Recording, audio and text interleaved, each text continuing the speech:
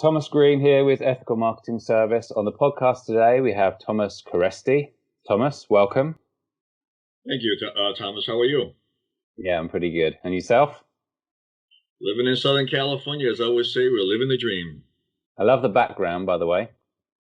Yeah, just trying to brand a little bit for my book. So subliminal branding, have stuff in the background and, maybe pay attention. So they buy it like, what's that, 20 times or something? Yeah, hey, just buy it once. Well, actually, don't, never mind buying it, just read it. That's the whole thing about it. Just, read it and pick up a few nuggets. Hopefully it'll help. Yeah, hopefully we can cover some of the good information today. Would you like to start by telling people a little bit about yourself and what you do? Sure. So I'm Tom, father of 3 girls, married to Catherine for about 40 years. And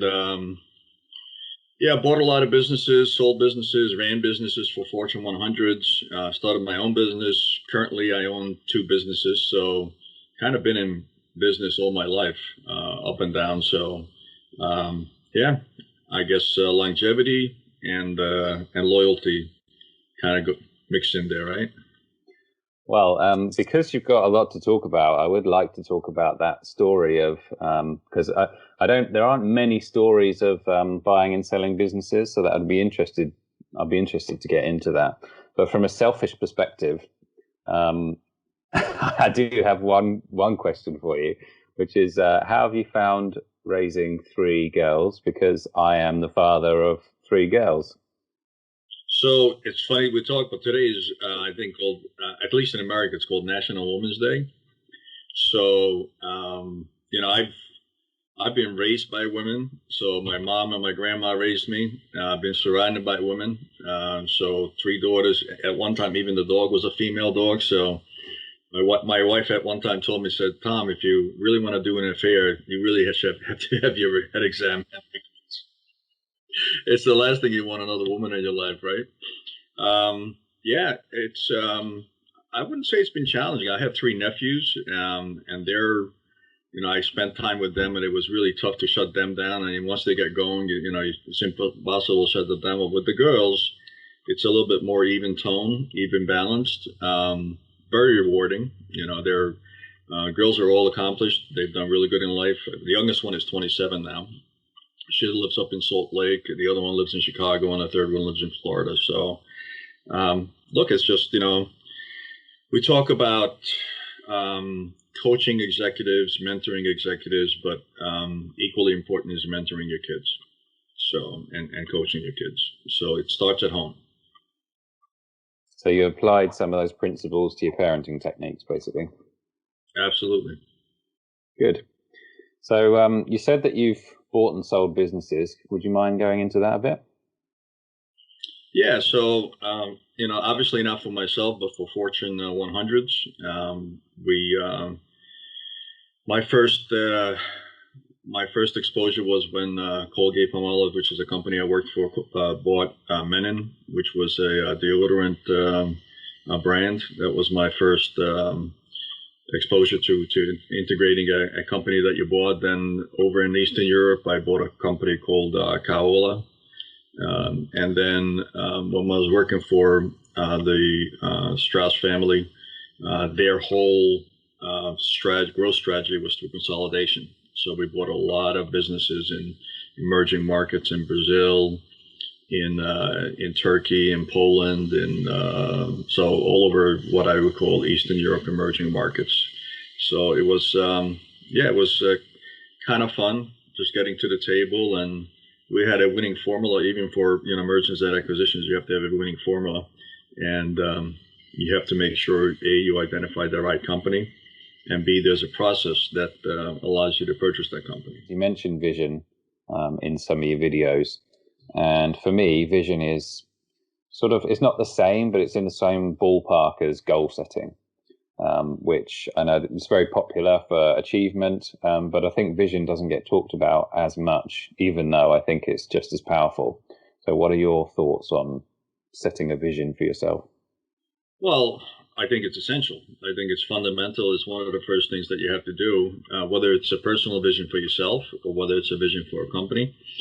Goals are basically short term, right? Goals is I have a goal in 2 years, I have a goal in 3 years, I have a goal in 5 years.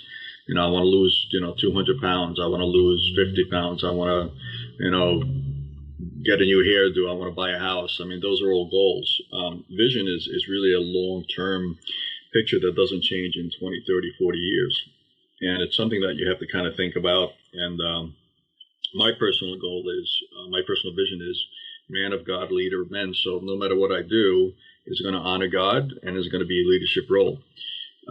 What that helps you is it helps you with decision making. I was talking about acquisitions a little bit earlier, and if you looked at the 70s and the 60s and the 70s, Wall Street was all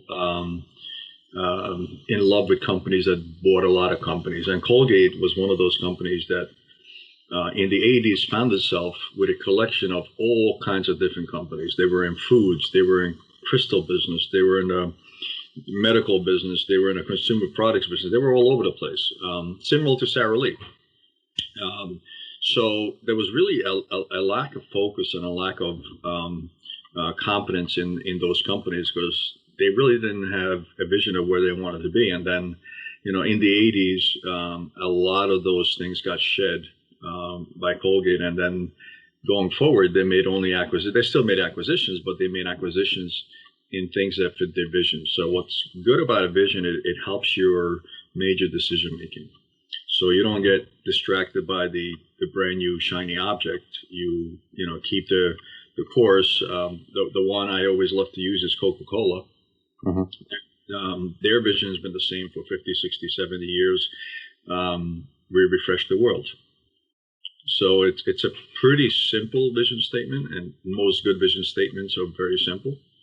And it helps customers, employees, suppliers, everybody else focus because it's really about refreshing drinks, and it's about global footprint. Right? We refresh the world. Nike, I don't know if you heard theirs, but it's not do it, it's unleash human potential. Right? Which, by the way, is very different than Puma, which is another sporting goods company, and we're the fastest brand on earth. Right? So who does Puma sign for endorsements? They sign, Usain Bolt. They sign Michael Schumacher. They sign the fastest people on earth, right? So vision helps you direct and make all your major decisions for your business or, for myself, for my life.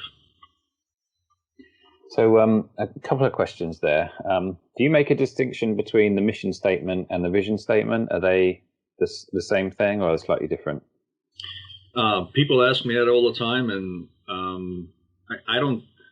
I think you have to, and I'm not really sure what the difference between vision and mission statement is. I think, as long as you have a clear path to your goal, what you want to do. I think maybe one is your, quote unquote, what is your why? Why are you doing it? I think that may be the mission statement, and vision is just kind of long-term picture where you want to be. Mm. And one of the things I've heard about vision is in relation to sort of visualization. Is there any component rather for vision for you? Thinking about the literal version of that, what would be the vision? How do you see it in the future? Well, the best way to picture vision is what you want your legacy to be when you're 6 foot under, right? What is your legacy? What do people talk about when you're dead? Right? Because the only thing that doesn't die with you is really your character. It does, what you achieved in your life. So, if you're kind of sitting on the sideline as a ghost, looking over your funeral and what people say about you, that's a pretty good description of, what value added to the world, what value added to people. So I think that certainly would help you visualize where you want to be in 20, 30, or 40 years. Mm. And making it very clear, and that's a helpful detail, would you say? I'm sorry? If you were to make it very clear, so that's one of the principles. One of the principles is to make it really simple, really clear. Like when you see a vision statement for a company that says something like, we want to be, adding value to all the customers and to our shareholders to increase shareholder value and be an environmental friendly, green company. What the heck does that mean?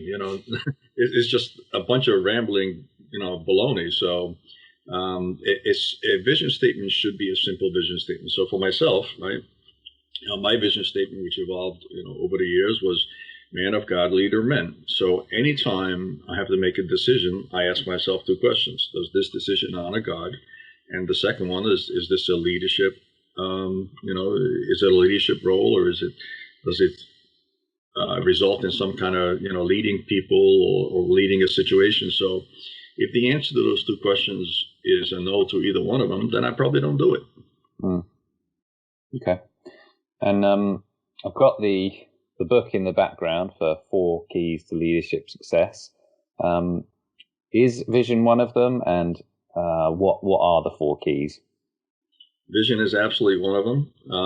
So the first key is basically a person's character.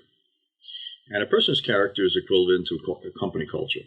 Right? So if you have a company culture, that's pretty much, the same as a person's character. In fact, if you're a startup, what happens is the culture in that company early on is de facto of the founder's character. Whatever the founder character is, that becomes sort of the company culture. And by the way, just as a side note, the culture was relatively easy to reinforce if you knew how to do it up until the pandemic, because everybody was together in offices. And it was easy to meet by the coffee machine. It was easy to connect with folks. And you could reinforce the culture that way. But how do you reinforce the culture? Through Zoom calls now. Right? So, and I don't know if I have the answer, but what I do know is companies should be looking at it, because 2 or 3 years from now, they may wake up and they may have a totally different culture than they expect. Because the one thing that I can tell you about culture is if you don't intentionally make it happen, you're going to have a de facto culture. I mean, culture will be there. And if you're intentional about designing it and implementing it and living it, then that's what will live. If you just let it kind of develop on its own, then something else totally will develop, and you may not like it. So might as well pay attention to it. So anyway, the 4 things. The first thing is culture or person's character. The second one absolutely is vision. And whether it's a personal vision for a person or a company vision for a corporation. And then the third one is a growth strategy. And I emphasize growth strategy because I don't think anybody wants to not grow in a strategy. I mean, the whole, a person doesn't want to be more overweight, more out of shape, more broke. They always want to be, more affluent, more, more money, better health. I mean, that's what we're at. And so a good strategy is a growth strategy, right? And then finally, who's in your inner circle? Who's in your inner circle? Who do you surround yourself with? Who's on your team? What comprises a good team? I have some specific ideas on how you put a good team together. I have some specific ideas on who should be your inner circle. So that's a whole thing. And then there's a 5th key. I call it the bonus key, because every book should have a bonus, right?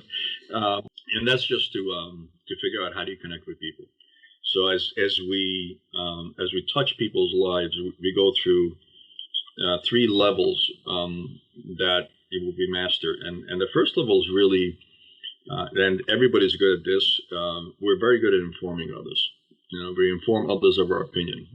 We don't really listen to what other people care. We just try to convince other people of our opinion and that our opinion is right. So everybody's kind of talking over each other. The second level is actually communicating. Now you're kind of striking some common ground. You're building on that communication, and you're getting some stuff accomplished. And the third level, which only a handful of people, understand how to do it, and that's really connecting with people. And you connect with people through emotions. You connect through their hearts. You connect through, valuing them, loving them, and only the really great leaders understand how to connect with people. So That's the bonus key. It's a good bonus key. A couple of follow-ups on, because they're like big categories, which I totally understand why they're in the book. You touched on culture. Presuming that we aren't all locked down into our houses, what sort of advice would you have on culture? If we go back, or we continuously are locked down in our households? If we go back to normal, yeah. All I can say about culture is you're going to have a culture that's unique to your organization. I don't think there's a right or wrong culture. I think it's just identifying what works for you best, and then putting in supporting structures to whatever that culture is, right? So, for example, not every company is going to be an entrepreneur company. Right? I mean, some people like to be entrepreneur spirit. So maybe entrepreneurship, and maybe that's, the culture that is in that startup company or fast growth company. Now, if entrepreneurship is part of your culture, then you also have systems in place that promotes entrepreneur spirit. So it promotes taking risk. It promotes it's okay to fail. It's not okay not to try, but it's okay to fail, right? It promotes, entrepreneur usually have to have some kind of supporting structure. So you got to have some supporting structure that allows people to make mistakes, quick mistakes, and learn from them. So you have to have all those things in there to support, the culture, right? And you're not going to have an entrepreneur culture in an accounting company, right? An accounting company is more about systems, it's more about processes, it's more about support. It's going to be a very different culture, right? So again, I don't think there's a right or a wrong answer. What is a good culture, right? I think the only right or wrong answer is if you don't design it, it will happen de facto, and you may not like it. So you might as well be intentional about it. And whatever culture works for you, that should be your culture, and own it. Are there any, other than not having one, are there any mistakes that you think people make with company culture? Yeah, I think the most common mistake is you got a bunch of posters on the wall, and nobody's living the culture. I think that's the most common mistake, where people recognize, hey, culture is important. We should have one, and then devise a marketing scheme about culture, videos and posters and everything else, but they actually don't live the culture, because culture is really, it starts off by some values and some fundamental values. And if you have those values that you agree on early on, and you have the culture that you agreed on early on, then that's a great tool for anybody in your organization to call somebody out, right? I don't care if it's the CEO of the company. I don't care if it's the executive vice president. I don't care if it's the janitor. If they're not living the culture, it's not a personal attack on them. It's just simply stating, look, this is our culture, and what you're doing doesn't agree with it. So either we have a culture, or we don't have a culture, right? And that's, I think, the beauty of it is, and that's the mistake where most people make, is just they think it's a buzzword, and it's a pin-up, on a bulletin board, but it's really a living organism, right? So, I mean, totally get what you mean by it's easier to do it at the beginning. If you were a company and you did want to attempt to create a culture, how would you go about doing that?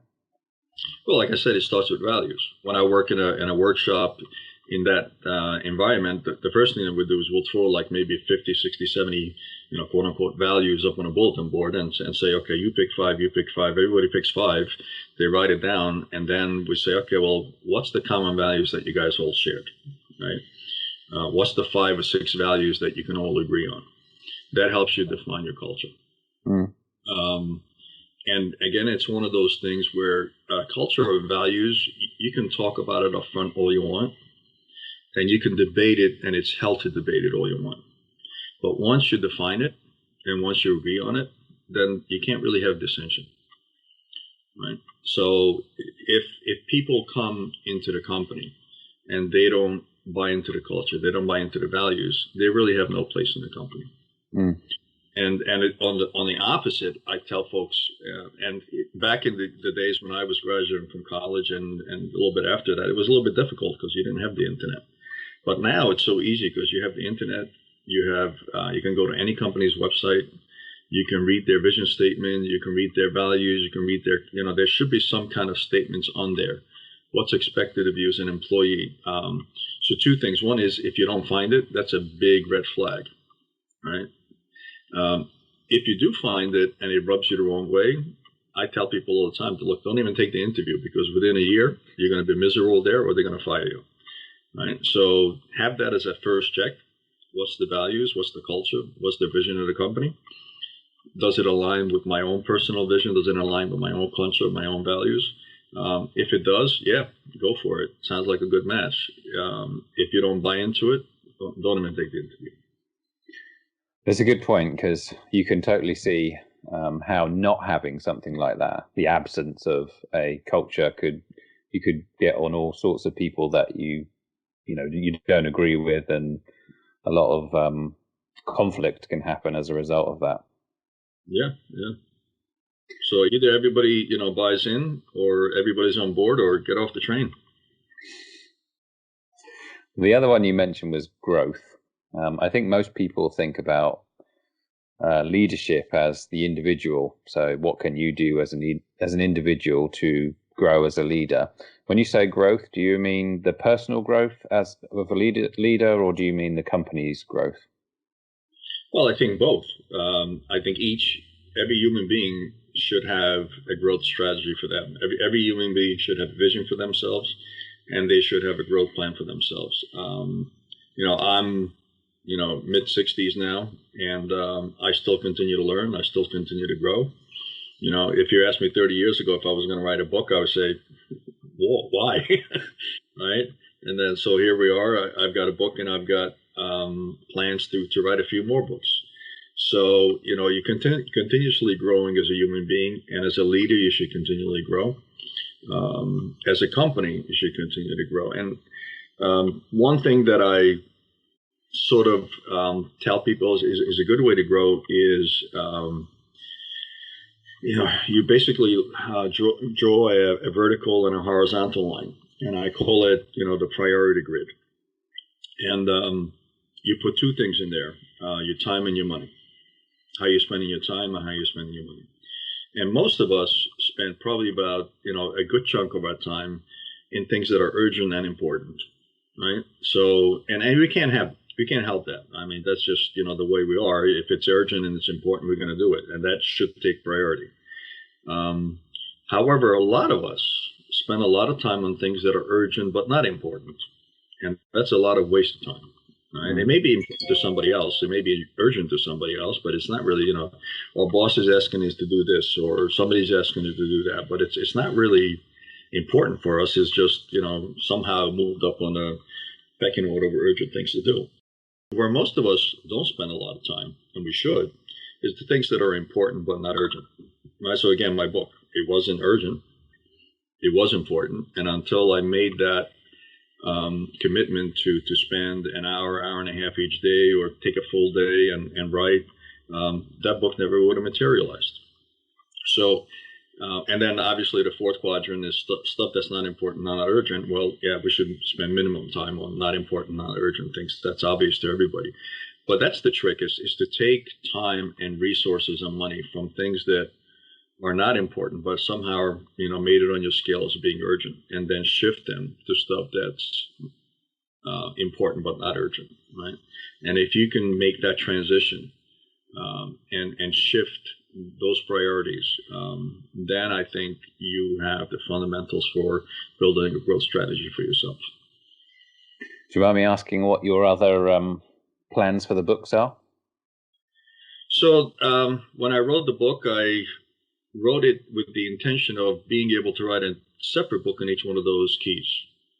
So this is sort of like a summary book of all the keys, and then the plans are to write a book really addressing in more detail the culture and the values, a book more in detail addressing the vision, how to put together a real strategic growth plan, and then, how to build teams and how to mentor teams, and, how to nurture teams. So that's kind of the plan. So theoretically, I have 5 more books in me. I was going to say, you got 4 more books plus a bonus book. Yep, there you go. And is that your main vision, would you say?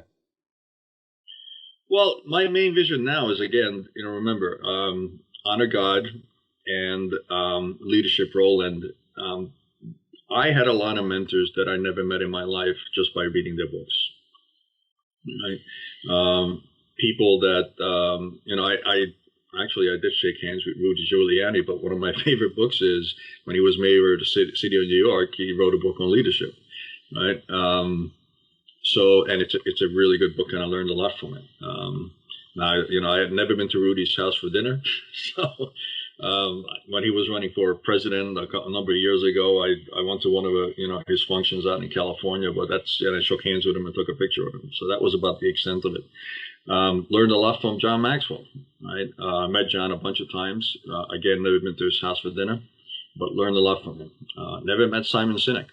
Right, great. He's got some great books. So you can lead a lot of folks that you never met through your books. And now, I'm not even sure if there's a need for books, because the new generation is doing YouTube videos and podcasts and all that stuff. So but it's basically about content, right? How do you get content out there that people can view, they can read? And that's really, if you look at my vision about man of God, leader of men, it's really giving back to younger folks and have them learn from my mistakes, right? And my successes, and add value to them, that way. So if you look at my long-term vision, well, that continues to be it, right? Well, you mentioned the Rudy Giuliani, and the other person in the video that I watched was Bill Clinton. How did that come about? How did you meet those two? Bill had a foundation. I don't know. I think the foundation is still, but it was a Clinton Foundation. And I was at an event where I met Bill at the Clinton Foundation. By the way, also Bill was the speaker at my daughter's graduation at Loyola Marymount University. And that was kind of funny because Bill was the speaker, and Hillary at the time was running for president, and and she was just kind of in the background as a shadow, and she was the front runner for the presidency, when she was running against Trump, and Bill was the commencement speaker, and he got all the attention. So, and by the way, Bill was a great speaker. So he's, you can say things about Bill, you may like him, may not like him, but he was definitely a charismatic speaker, no matter what side of the political aisle you came down. And so I got to meet Bill a couple of times. I got to listen to him. Was a very, very, very charismatic guy. So would you call it networking, or is that not quite the right term? Well,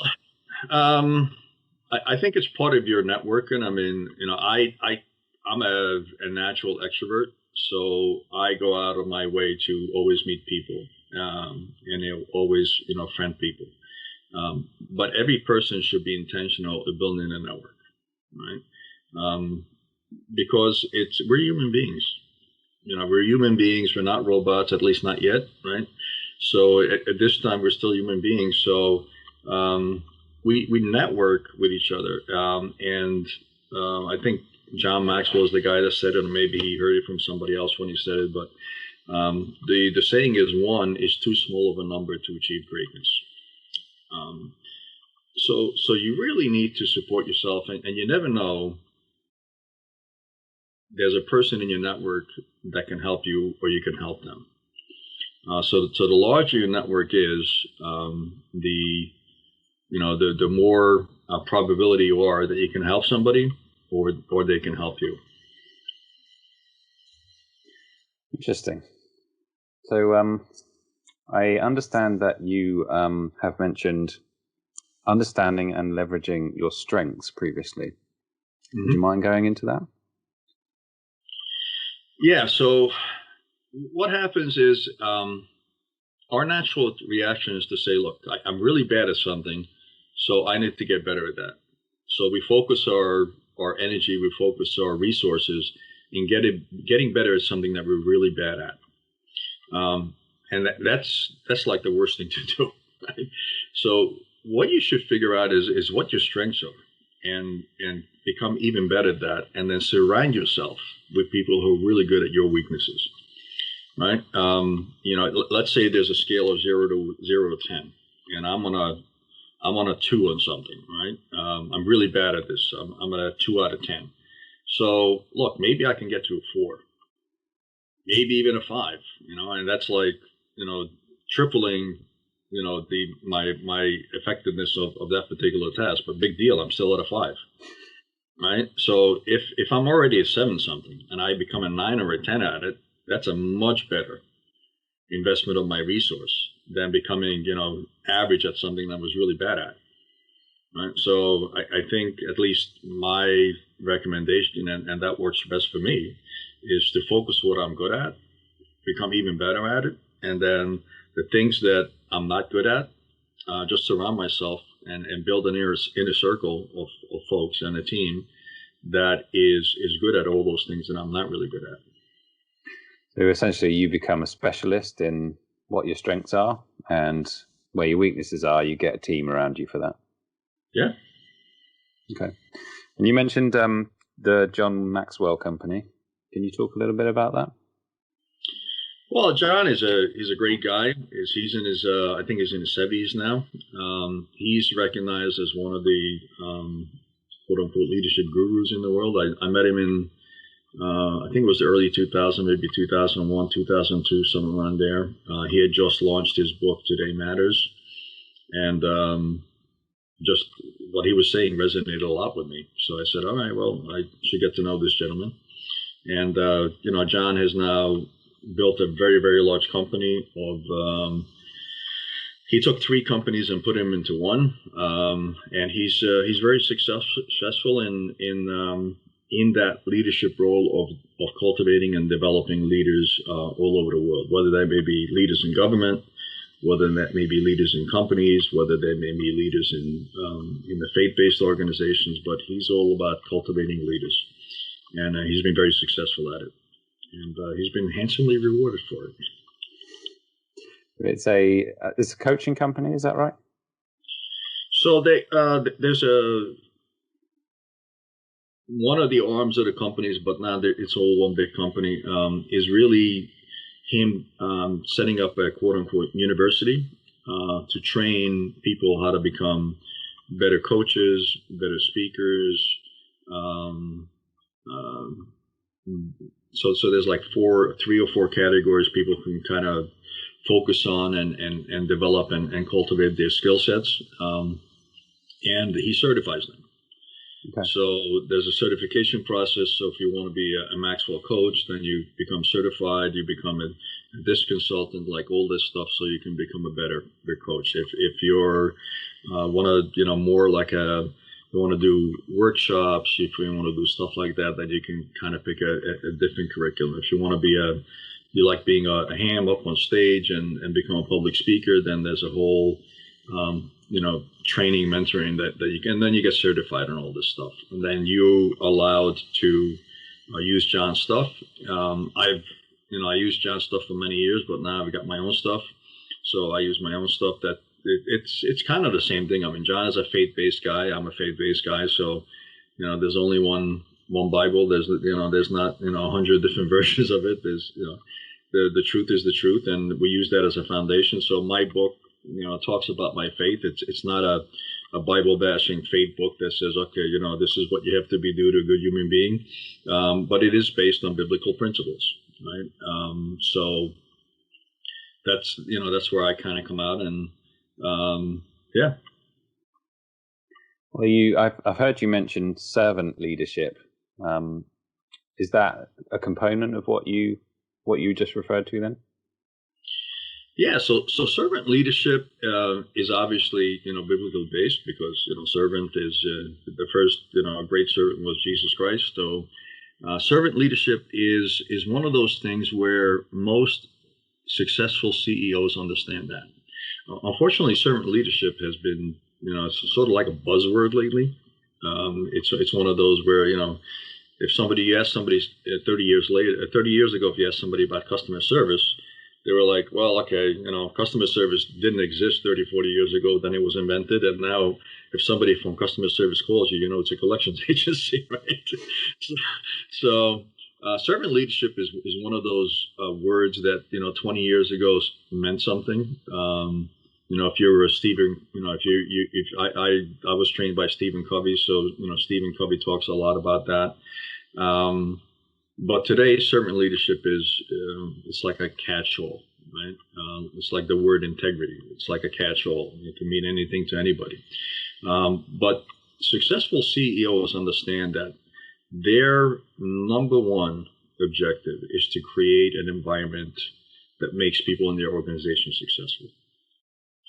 So, when I was a CEO, to me, servant leadership meant, look, it's my responsibility to make sure that everybody understands and lives the culture. Make sure everybody understands what our vision is, and make sure everybody understands what their part is to achieve that vision. And then the third is make sure that everybody has the resources, whether that's, dollar resources, whether it's physical resources, mental resources, to be successful and achieve their part in how to achieve that vision, right? That to me meant servant leadership. I wasn't there to dictate. It wasn't about me, right? It was about something much, much bigger than me. And my only and I thought I had the easiest job in the room, right? Because I wasn't the one that had to, I went out and supported everybody, but in the end, it was their hard work that got our accomplishments, and it was their hard work that helped us reach our goals. And my hard work was really just to make sure that they had the resources to succeed.